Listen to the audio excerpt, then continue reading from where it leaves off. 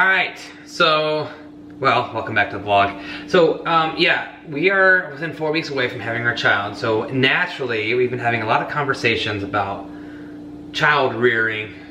Indeed. Which is a term that I'm really not that fond of, but I just said it anyway.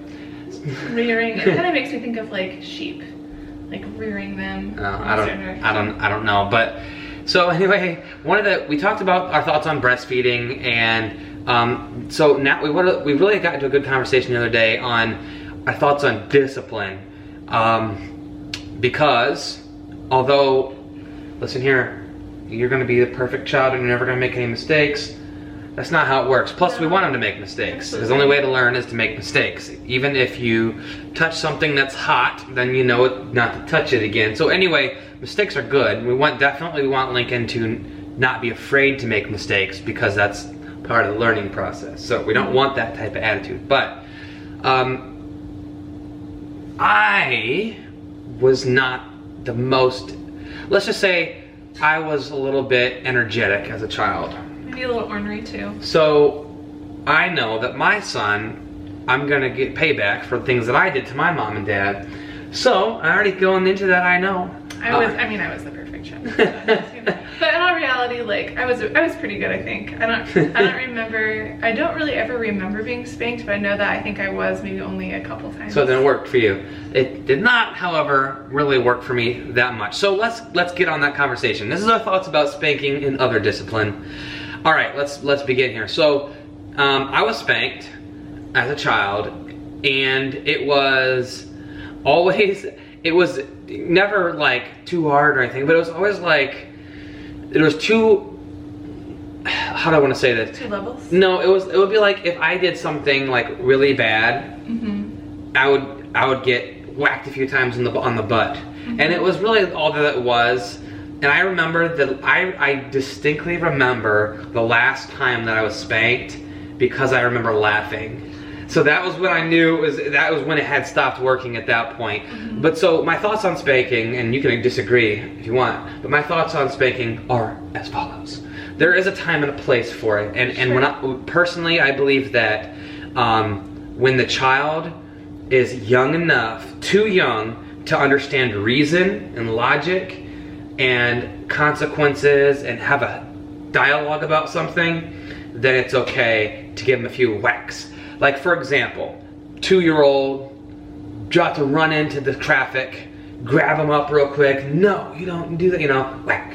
Just enough on the behind real quick, just enough to startle them out of it. Or if they're being really, really like unsafe, or they're being really like ornery or something, or like, I'm trying to think of exact situations, but I can't pull together exact situations. But when they are little enough to not know any better, to the point where you can't say, all right, now Lincoln, since you did that, now here's what's gonna, like, you know what I mean? Does that make sense? Yeah, that makes sense.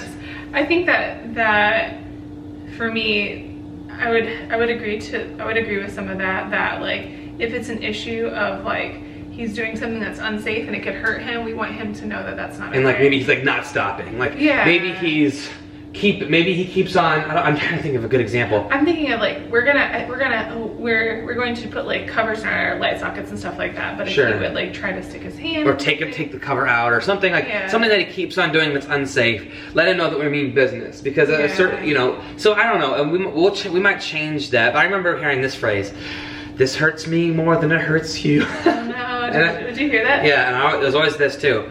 It was always like 2 levels of spanking. It was a spanking from mom and then spanking from dad. Spanking from dad almost never happened, because that was like the tier above. Like if you don't stop, I'm gonna ask dad to spank you. No, I'll take a spanking from you. It was probably a little bit more. Well, I don't know, because I can't distinctly recall getting a spanking from my dad, although I know it probably happened. I'm sure it probably did. But I will tell you this though. This is one thing that I'll never forget. On the tone of discipline. When I was, I think 4, I was not in school yet, maybe preschool. My dad and I were at a convenience store, and I had stolen a thing of Mentos, and I put it in my pocket, and we got home, and my dad obviously didn't buy them. I had them out. I was about to open them up, and my dad, for my punishment, he drove us back to the store, made me give them back and apologize to the store owner. And I don't believe I got spanked. Then I believe I was grounded after that. I had something else, but I was mortified. I bet.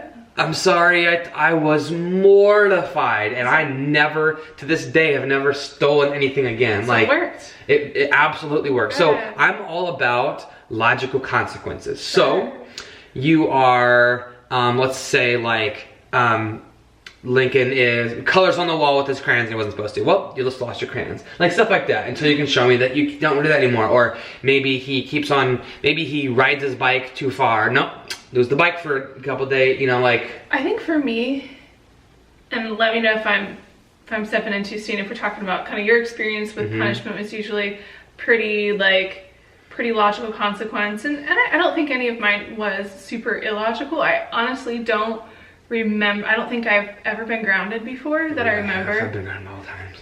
But I remember sometimes like doing things that I like was kind of like questionable or maybe shouldn't have done, and like what was really effective was like disappointment from my parents. That was we're not mad, we're just disappointed. Right. That was super effective. I did not want to make my parents disappointed. Yeah. So that was pretty effective. I got the old. So my parents got real smart with their disciplines. So here's what they started out doing.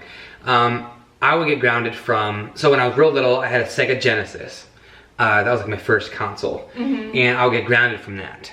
I couldn't play my Sega, and at the time that was devastating because that's the only thing that I had. As I got older, you know, I got the PlayStation 1, but I also had a Game Boy.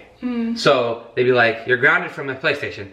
Okay, and I started playing my Game Boy. So they got smart, and eventually, as I got older, maybe like middle school, the punishment would be I would get grounded from all electronics. If you could run by batteries or plug into the wall, couldn't access it. No TV, no nothing. That's a good punishment. And that was to me devastating, because you know I wanted to play my games and all that kind of stuff. And then as you get older into high school-ish area, you can't socialize with your friends, and that was the big. And it didn't happen often in high school. It really didn't. But like, I just remember the most effective punishments were always the things where I learned the lesson of, wow, I can't do that again. And those are the ones that stuck with me. So that's kind of what we want to do for our own children, and Lincoln obviously especially is that level of, you learned a lesson, and now here's your punishment because of it. We're gonna talk about it. I still love you, but there is gonna be a consequence, and here it is. You have to clean the garage, or you can't do this thing for so amount of time, or whatever. And there is a certain point before he can understand that, when he's real little, that you gotta pull him aside and give him a couple whacks on the behind, and that's kind of the way it is. And I think that there's a culture of being afraid to do that, and I think that's a bit of a shame, just because I see in Walmart all the time, like kids, like bratty kids going like, I want this toy or whatever, and their mom's saying, no, not right now, you can't have it right now, and then throwing an absolute fit in the store, and then giving in and giving them what they want, and it's like, you've got to be, as a teacher, I'm sitting there going, you have got to be kidding me, like, you know, like stuff like that. And it's like, no, your kid doesn't run your household, you do. And of course, here I am saying this before Lincoln's here, and I'm like, huh, you know, I'm never giving it, you know, again, so easy coming out of a place of complete naivety or whatever. Sure. But there are certain rules that right now I believe in, and I'm going to try to hold still. And I'm not going to, you know, I can't sit here and say that Lincoln's gonna be fussing and I won't give him my phone just to get him to stop.